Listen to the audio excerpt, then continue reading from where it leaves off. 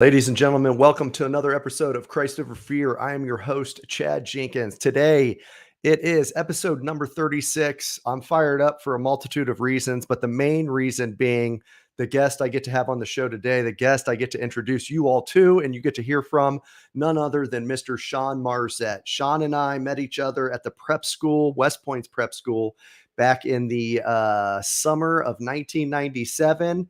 And we were two very young men at that time, and I love Shaun to death.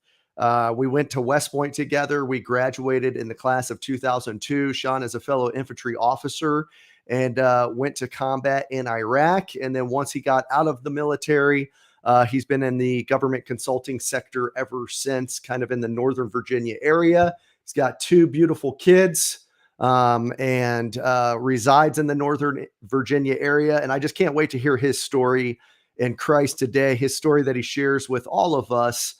It'll be refreshing to go there. It's also one that I want you guys to know I don't really know all of the intricacies, all of the in and outs. So it's going to be fresh for me as well, which is why I love this show. So excited about episode 36 today. Remember, I will post it on all the podcast platforms. So you can view it in Apple Podcasts, Spotify, iTunes, wherever you go for your podcasts. It'll be in there later today here, Wednesday, September 6th, 2023. Now, last month was the first week of August, and it had not been college football season yet, football in general, because I also have a middle school 7th grade football player. So we're in the height, and it's actually game day today. So I'm a little bit extra hyped for that. Got a big game against Olentangy Liberty. So go Eversole, beat Liberty today. But I want to talk every week or every month when we do this show. I kind of do an intro and something that's on my mind. And the one, the only Mr. Coach Prime, Deion Sanders, is on my heart. And I want to talk about him. I want to talk about what he's doing at Colorado, what he's done with the Buffaloes, and what he did this weekend in TCU and his team did. And what I want to talk about is two encounters I've had over Labor Day weekend with folks I like, folks that I get along with, but on two separate occasions after Saturday's game, two individuals, as we were talking about the game, they said, and they made, I'll just generalize it, but they're like, oh, it'd be nice for him to show some humility. It'd be nice for him to be humble. And I want you to know I had to stop both of them in their tracks, or I did stop both of them in their tracks, because I think right now we need to talk about Deion Sanders. We need to emulate Deion Sanders. If we're men of God, we're men of the word, and what he is doing to that program and to those young men in his locker room, and how he is allowing for them to see what it looks like to wear their faith on their sleeve, wear their heart on their sleeve, and to be so confident in the Lord that they don't care if it offends others. He's unashamed. He's unapologetic. And let's talk about humility real quick, because I think people mistake humility for passivity. There's only one that we need to be humble to. There is only one that we need to show humility to, and that is our Lord and Savior, Jesus Christ. And outside of that, if we're showing humility or we're humbling ourselves to any other thing or any other person, we're not truly showing humility to the Lord. And we're actually showing passivity to the Lord, and most likely passivity to the other individual that we don't want to offend. So I'm going on a soapbox here, but I think Deion Sanders is somebody that college football in large, and as a society here in the United States, men at large, those who call themselves Christians at home, need to look at, need to emulate, and need to see how they live their lives for themselves, for their families, for their young men that they're raising in their houses, and for other individuals in general. So I have to go on that rampage this morning, or today at noon, because it's fired me up. Both individuals saying like, oh, he's not humble, he's not showing humility. And I think they're completely off the mark on that. I think he actually does, because that guy is relentless and how much he humbles himself to the Lord. You follow him on Instagram, you follow him on anything. That guy gives credit to Christ over anybody, anything, and he speaks the truth into those men. He speaks the truth through the word of God and through the Bible to them each and every day. So I think it's a breath of fresh air. I think his light shining is a threat to others, and so be it. So without further ado, I'm fired up. Let's see if my man Shaun Marzett's fired up. What's your take on my man Deion Sanders, Shaun? I followed Deion, for forever.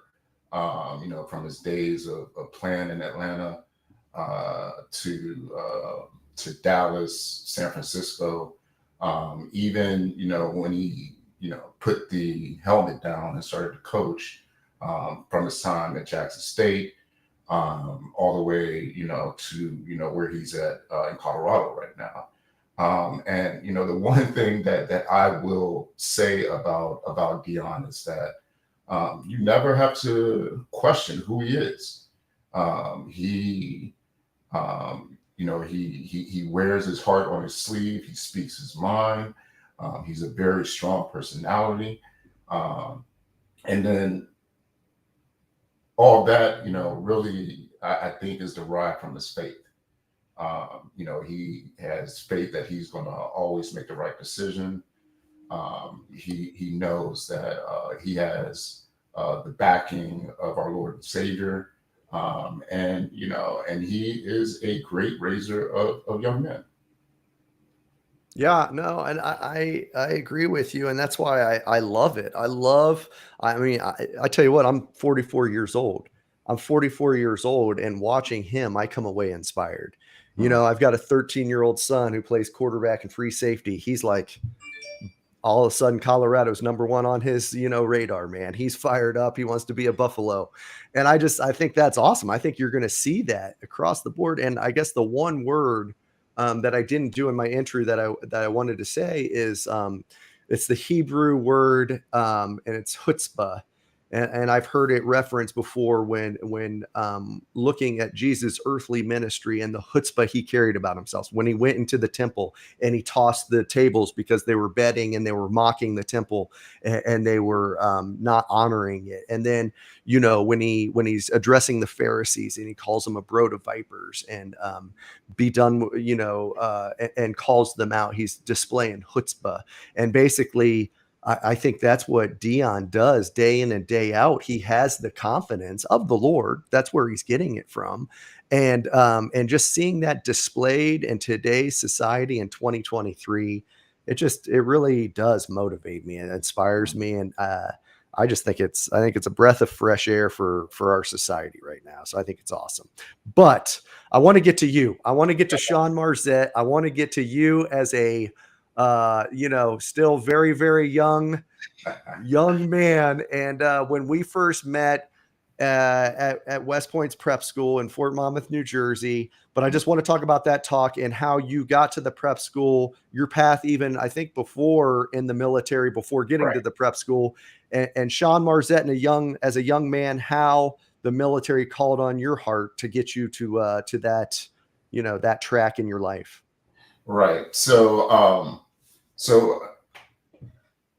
I did not have the money to go to school go to college straight out of high school. So a pathway for me was to join the Army. And I was in the Army for about like a year, pretty much. A year. And then I, received the opportunity to go to the prep school. And what it put on me is, just having good people around that believe in you. And then, never wanting to give up on the opportunity to go to college. So I had a great second lieutenant, platoon leader when I was getting started in the Army. He was like, "Hey, what are you doing here? Like, why aren't you in school?" And he was like, "Have you ever thought about going to West Point?" Because he went to West Point. And I was like, I didn't really know too much about West Point, other than what I would see on like the Army Navy game. So he believed in me. He put me in the right position as far as letters of recommendation and getting me around the right people, so that when I did receive a appointment to the prep school, that I was ready to go. Um, What and was your through MOS, Sean? What'd you come into the Army as then, right So out of I high came school? in as a 96 Bravo, which is a was at the time an all source intel analyst. Okay. So I went to basic training at Fort Leonard Wood in the winter. You have to note that because the winters in Missouri get brutal. And then I went to AIT at Fort Huachuca. And then I got to my permanent duty station at Fort Gordon, Georgia. And all this transpired in a year. So Okay. that when it was our turn to go into the prep school, I really wasn't out of high school barely a year. Which is super fat. I mean, hey, good on that lieutenant to identify you and be like, I "Hey," know. I mean, that's it's basically like getting a 13th year out of high school and then anher 13th And year. I then mean, you're another, still so I really, had a red really shirt young. year. Huh? I had two red shirt years. Yeah, right? So yeah, that was my journey. I gotta say something funny, man, because What's that? I love you so much, and, like, I just love being able to have you as a guest today because it's like, you're my guy, so I get to, like, just talk, and Uh-huh. I thought, like well, and I was 17, so I was pretty young still, but I thought you were, like, this salty, like, Oh no. seasoned dude in the military, like, I mean, I know, right? Like, that No. how about somebody's perspective I'm like, "Oh, man, Marzett's got it together. He's a regular Army guy. He's been in for so long." Like I and now was we're talking about it was, like, 1 year and probably, one what, year. 6 months of that was training, right? Was training. So yeah, no.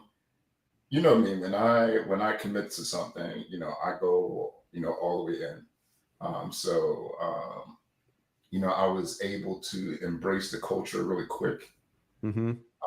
And that's with everything, from the prep school to West Point, into the Army. When it was time to actually go to work, I fully embraced it. Now, I mean, I had my bumps in the road. I wasn't the greatest cadet, but we're all there for the same reason, and that's to Mm, graduate. right. And so I persevered, uh, and I made it through. So Well, so I that feel like though you're underselling yourself a bit. I mean, so just so everybody knows, watching this, Sean was in Hotel One, H1. I was in G1. mhm. So our companies were right next to each other. So Sean and I, for the 4 years at West Point, would at least in passing see each other Yeah, regularly. And I feel like, upstairs, downstairs. what's that? You were upstairs, I was downstairs. Yeah, right. But I just feel like, academically, especially like that. I don't want to say, and maybe I'm speaking, I am speaking out of turn because I'm speaking for you, but like Oh, to me, my perception there was like it came a little easier to you. Like academically, oh no, that's not true. Why? Here we go again. Like, where I was no, like, man, he's got it. Like I was struggling academically for all 4 years. Um, but I feel like that's not the case for you. no, because all of my wounds were self-inflicted. Aren't we all? Yeah, coming out of high school, being a African American male in this country, we didn't have the best schools. Mhm. So academically, I mean, I'm smart, but I was, under prepared for the workload at West Point. And then, like I said, it was self-inflicted. I wasn't the biggest studier. So, one of my claims to fame was that, I managed to make it through West Point pretty much without reading a book.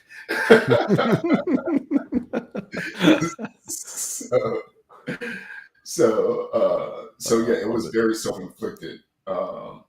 But if I would have put more time and academically, um, it probably would have been a little more smooth sailing for me at West Point. Yeah. Now get us to, I guess, because I know Virginia's home now, but if my memory serves me right, you're actually from Maryland originally, right? And that So that's where I finished high school because my what? mom originally I'm from Louisiana, Okay. um, but over the course of time, my mom moved us up to the DMV, Okay. DC, Maryland, Virginia area, and that's where I ended up graduating high school. All right.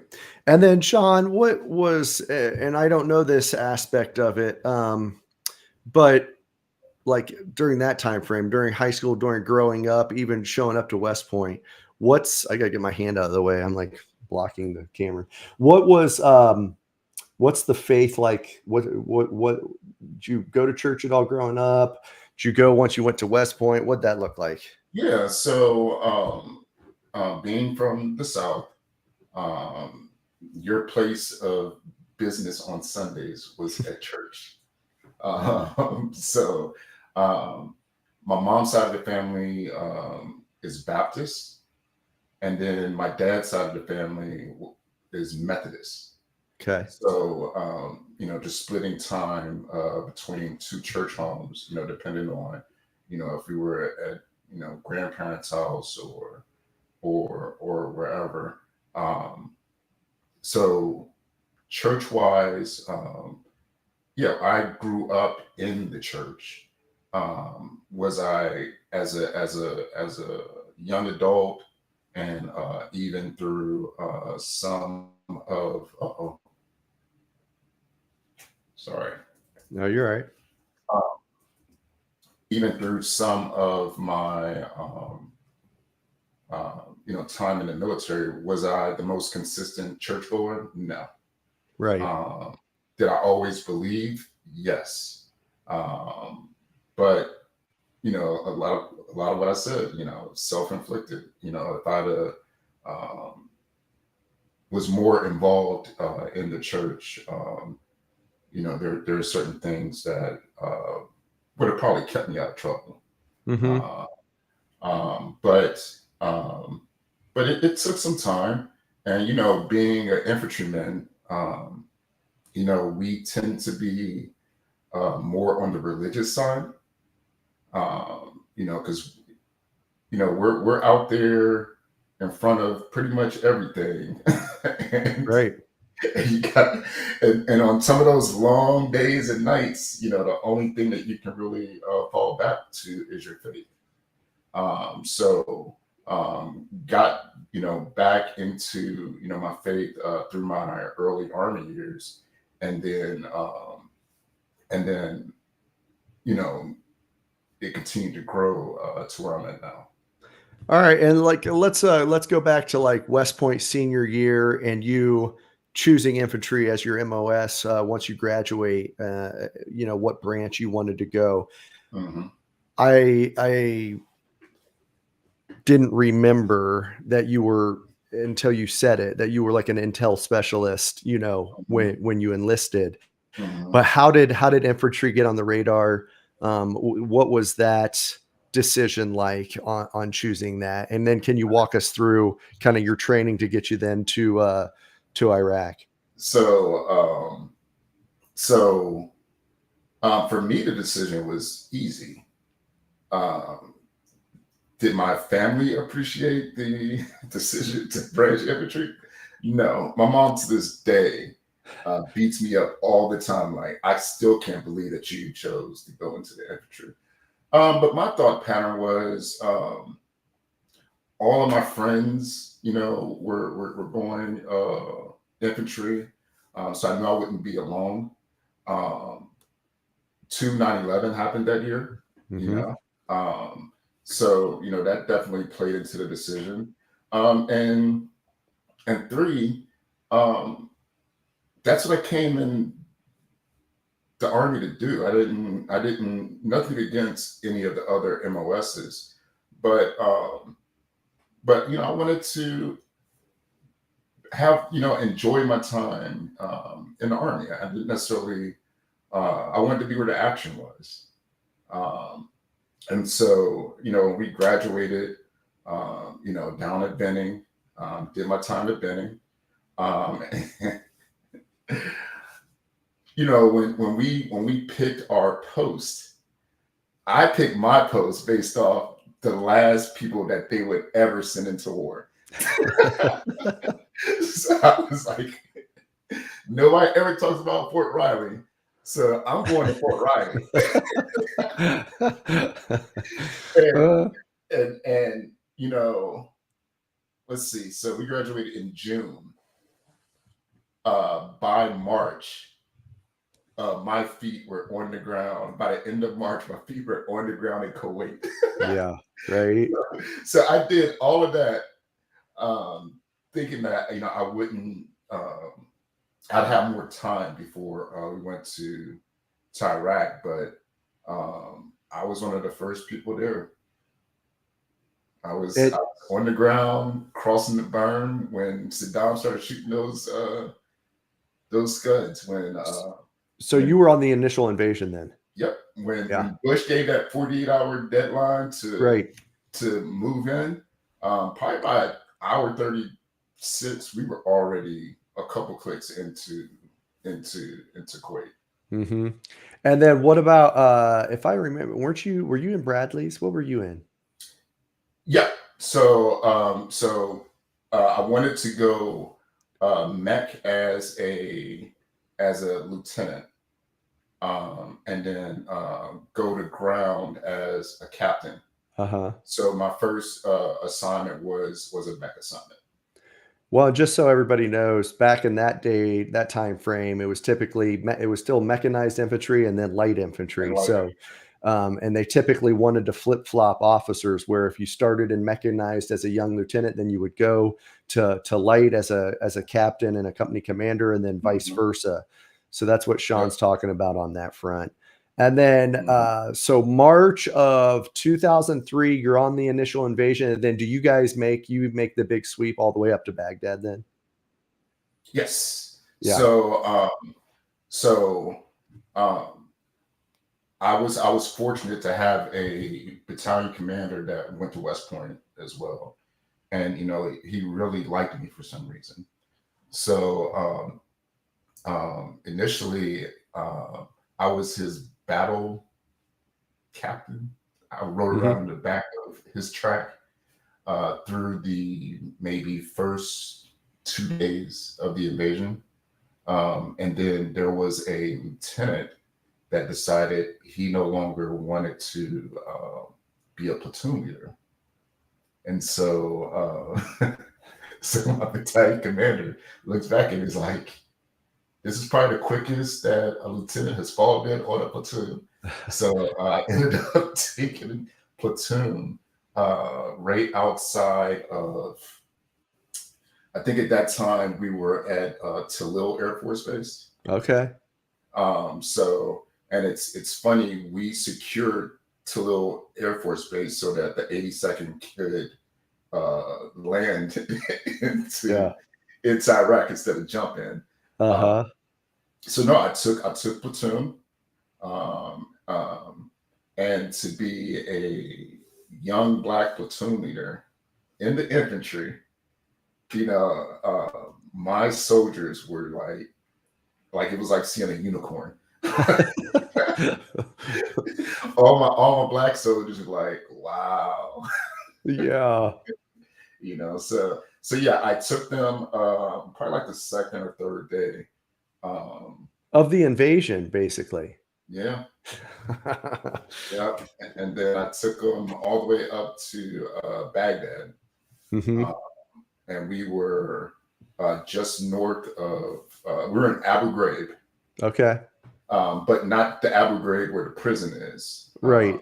Like the Ghraib, town. Yes, it's the northern border of Baghdad Airport. So yeah, we were living amongst the people. I had taken a Republican Guard CIF warehouse. And that's where we lived. And it was in the middle of a Sunni and Shiite neighborhood. So the left side was all Sunnis, the right side was all Shias. So they be shooting, they be fighting each other and throwing grenades in our compound. Yeah. Uh, but yeah, another funny little story about that. You remember Josh Eaton? Mm-hmm. You know, his dad was uh, like a 3 or 4 star general. And one day, I'm like, hanging in the forward base, the forward operating base. I'm not sure how good the listeners would be with acronyms, but we call it a FOB. Yep. Um, and they're like, my soldiers, they come up to me, they're like, I'm like laying in my rack, and and they come up like, sir, there's some general at the front of the compound. And I get up, I'm like, oh no. Um, and I turn around the corner before I can get out of my little area. General Eaton standing right there in front of me. And he's like, I'm like, sir, he's like, Shaun? Give me this big hug. And it was just so good to see like a familiar face, in the middle of, all the chaos Uh-huh. going on out there. So Well, can you go back a little bit? Because I think people, and I want to hear it too, just how you, as you said, a young African American, second lieutenant at that time. second You're lieutenant. still a second lieutenant, taking over an infantry platoon, which is, I mean, it's not common because there's not a ton of African American second lieutenants out there Right, in, right. in infantry. Hmm. So, can you just talk about like how you navigated that? I mean, because here's the thing that all too often I forget myself, and you probably too, is like we were kids ourselves. Hmm. I mean, let's not joke. We're 22, 23 years old. We're kids ourselves at that standpoint. Like, how did you Hmm. navigate that? What were the challenges? What were the obstacles? And how do you kind of overcome those? So first off, we had to work through the shock factor. Mm-hmm. Uh, and then two, it's just building trust. And it wasn't given to me. Um, but I had to, work through them being able to trust um, that I was ready, to be in that position.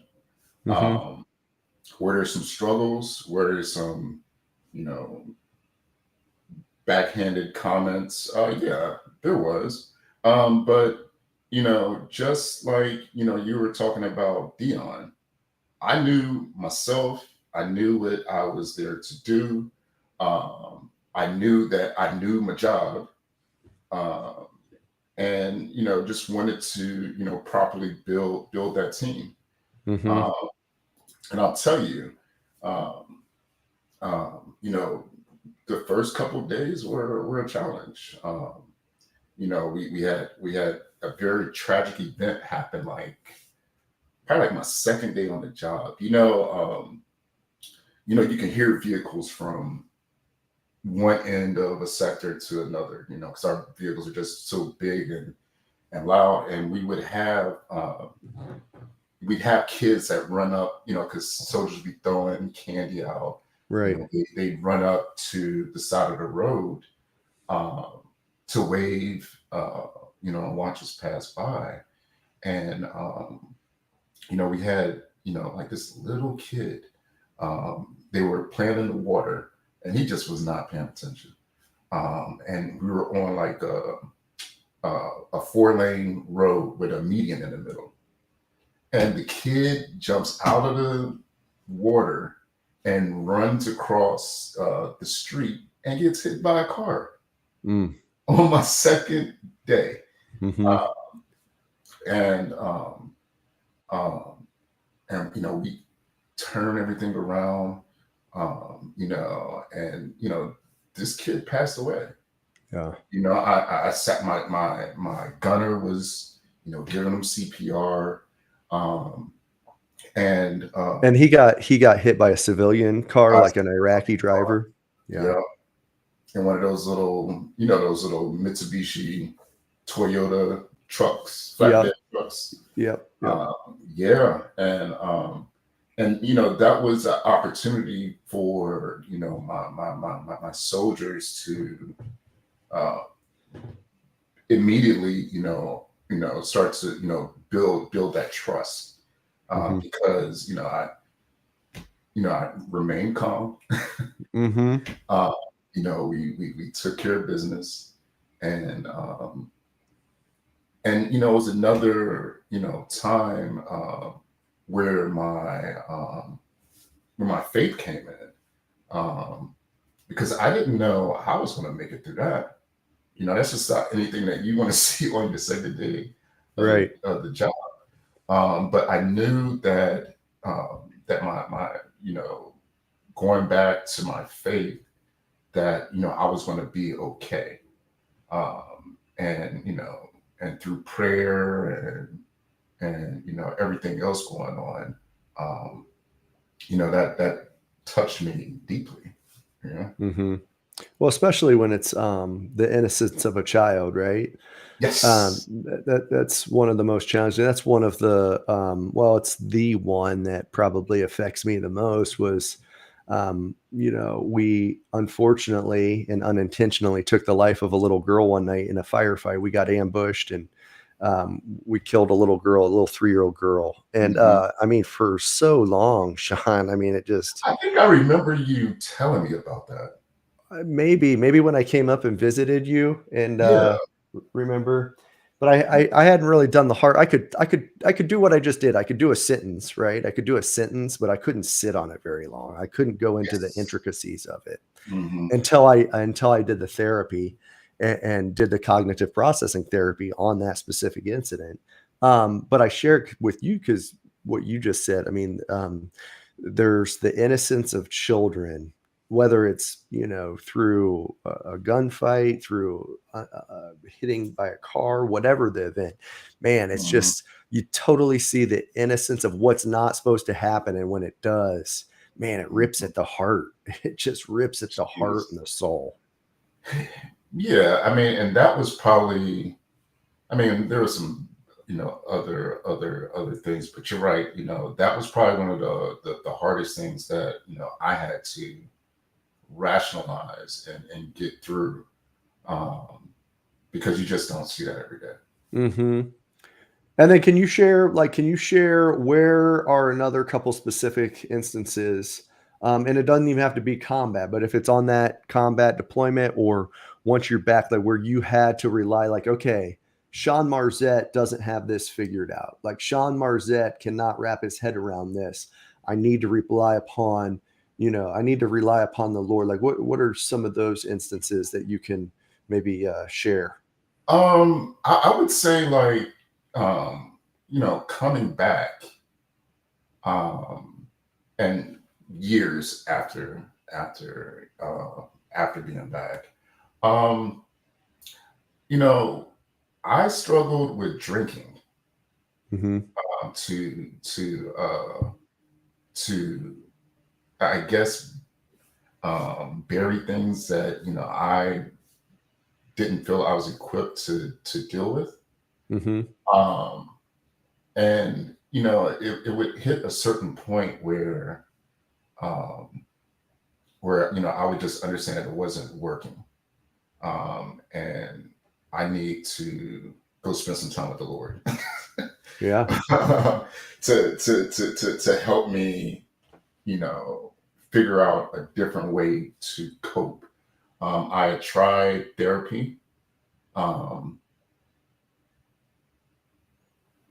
but sometimes it's hard for me, it's hard to talk to some people that I don't feel really understand what I'm going through. Mhm. And so, in those times with some of those larger issues, um, yeah, I'd have to turn to the Lord, get back more consistently in the Word, church, everything. Um, yeah.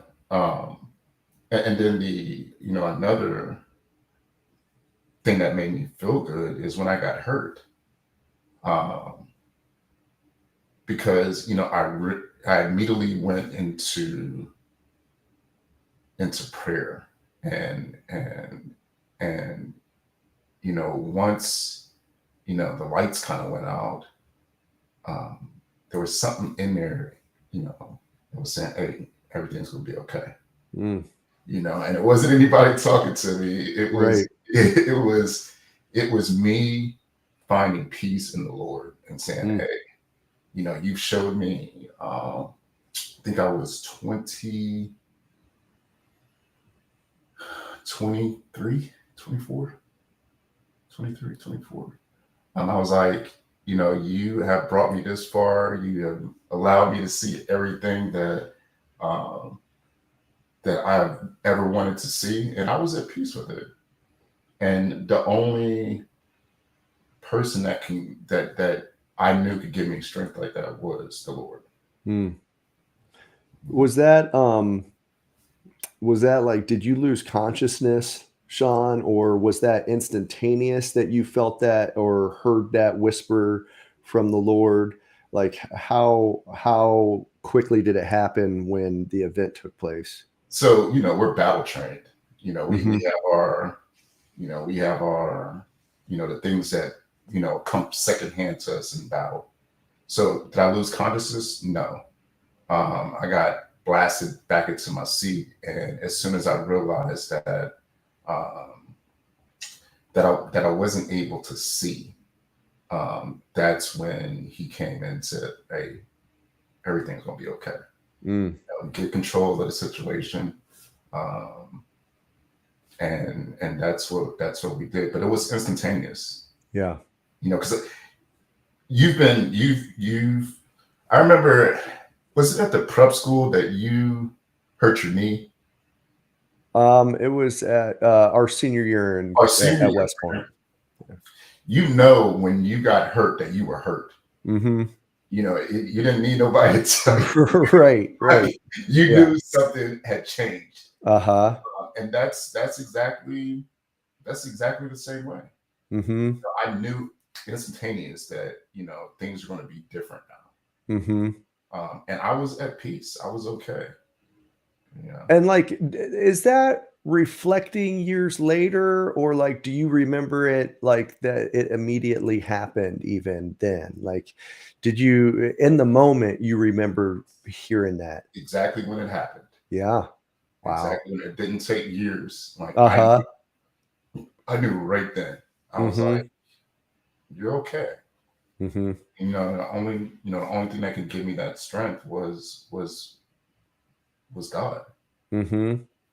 And Um, then I appreciate you, Shaun, man. I appreciate you sharing about the challenge of drinking and what that did, because I appreciate one, I mean, all of this, because not to I don't want to go where, you don't want to go, but at the same token, just I'm asking these questions because there's so many out there who haven't yet maybe made it to that mhm. rationalization that maybe it is something, maybe they know, maybe it's a whisper to them right now, but they haven't gotten to where they're able to maybe change that pattern in their lives, and you have, and I think it's invaluable when individuals like yourself are willing to come on and share that. So I appreciate that, one, and want to declare that. But then can you just was it instantaneous on never? Because as the audience knows, but I don't say it every episode, I stopped drinking in 2017. March of 2017 is my last sip of alcohol or anything else, any substance at all that's not natural that was inside. And there was a time where alcohol, I would have like a craving of it, like, oh, I wish I could have a beer right now. And oh, I get like this 30-second, like, oh man, it'd be nice to have an IPA. And that subsided probably about 12 to 18 months later. But I guess what's your journey been like on that, and on your relying upon Jesus, on the Lord to help you through that? So my journey is not done, Hmm. right? I And I still, don't. Neither is mine. Neither is anyone I else's. still, I, I So, still no, I don't enjoy, want. I I'm not still trying. enjoy cocktail. Uh, But what I had to do was slow it down, hmm. right? Because you know it was starting to affect the people, or it affects the people around me. Hmm. Um, but yeah, like um, yeah, whenever I feel like um, too big of an urge, then I have to get back into the word, Hmm. and that will, that helps me out. I'm talking like nonstop podcasts, uh, videos, going to church, you know, doing a little every single day, because I know that um, at a certain point, until I like really, really slowed it down, I just couldn't have just one. Hmm. I, then you wake up next morning, you're like, geez, like, why do you keep doing this to yourself? Um, Why did you what? I didn't. why do I keep doing this to myself? Okay. Hmm. Um, so yeah, it's been a struggle. It has definitely been a struggle. Um, and sometimes I don't feel like, and I hate to put anything on the army because we all chose to go, but some of those things I don't think that a real good job was done to, help us decompress from all that. Hmm. You know, When so we got out. yeah, when we got out, following up Hmm. over the course of time, um, and yeah, and we still have tragedies Hmm. that we have to deal with within our own class. Hmm. Right. And I think what I'm referring to Right. recently. You Right. that hurt. Hmm. Um, but when I feel those types of pains, I have to get into the word. Hmm. That seems to be one of the few things that really helps me out. Well, and it's amazing because I mean, I remember at a time frame. This was 2017. That's kind of when everything went haywire for me. And there was a point in time, like, the daily bread, like you got to be in the word, like your daily bread. Like I needed it for breakfast, lunch, and dinner. And when I say that, Sean, when I say that, like I kid you not, and it's this Bible right here. Here's my handy dandy one that's like my one I use all the time. And it was like literally at breakfast I would be in it, and then at lunch I would be in it, and then I at dinner remember. I would be in it. Like I I remember. like when you say that, I want people to know out there, like you're literally meaning being in the word. Like that's what I mean, figuratively, that's what I was reading it. I mean, I have like every line in it, every chapter and everything is, I don't know, I underline Hmm. double underline AWS, right? The Hmm. answer. But I just love that because I want people to know that's the whole impetus of this show. It's the whole impetus of Christ over fear is like, man, if we don't get to that, if we don't get to that, not that all of our problems go away, not that our struggles go away, but man, we do have a source to go to that's bigger than ourselves, that will meet us wherever we're at and will take us there. And I don't know if you can relate to this, but like in those challenges, it's also the greatest sense of stillness and closeness I've ever had with him. Okay. Like in the lows, like that's where I felt the closest to him as well. And I don't know if that's similar to your journey, or if it's not. Maybe it's not. I don't know. I guess I'm asking. No, I mean, when I'm down, like in those valleys, um, sometimes, I'll get into like a serious funk. Mm-hmm. And the only thing um, that really helps me is to turn my attention to the word, Mm-hmm. and I'll slowly start to come out of it. Mm-hmm. But one thing that I am learning is, if things are going good, allow things to continue to go good. Don't self You say sabotage. allow things to go good? If things are going well, Yeah. let them continue to go well. Like don't Yeah. don't self sabotage yourself back into the valley. Right. Golly, that's might be the quote of the podcast show, dude. I'm serious because people need to hear that. I think that's what Dion does. Like he lets it stay high. Like, hey, like he has such confidence in the Lord and what he's doing. Like, hey, you don't have to go into a valley. Yeah, are there going to be trials? He just said, I just watched an Instagram like 3 days ago. He's like, are there going to be trials and tribulations? Yes. But you know what? God has made everything, our eyes, our mouth, everything to move for our ears. So we're moving forward through it. And I think I love what you just said there. Like, hey, if it don't self-sabotage to make it like, well, what's around the corner? Well, if it's good right now, what's good? What's about to happen? Mhm. Yeah. And that's what I'm learning about myself is stay up there. Mm-hmm. don't don't do anything to bring it back down. Yeah. So, but yeah. Well, and then can you share where you're at now? Like, I guess you in any Bible groups, any study groups, or you basically church on Sunday? What's that look like? No, so let me see. So I really found a church that I liked, that I like, Mm-hmm. and it's Elevation Church. All right, because the messages, it really motivates me. So yeah, maybe once every 2 to 3 months, I might fly down to Charlotte to go catch them live. Uh-huh. But yeah, it's definitely um, a weekly. Um, I try to attend weekly.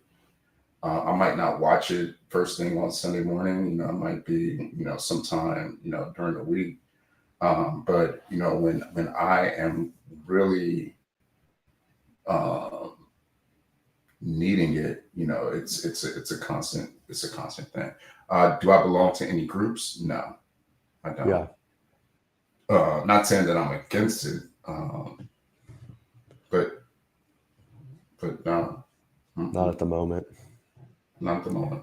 Well, that's where I'm at. I need to get back. For me personally, that's where I love like a men's group.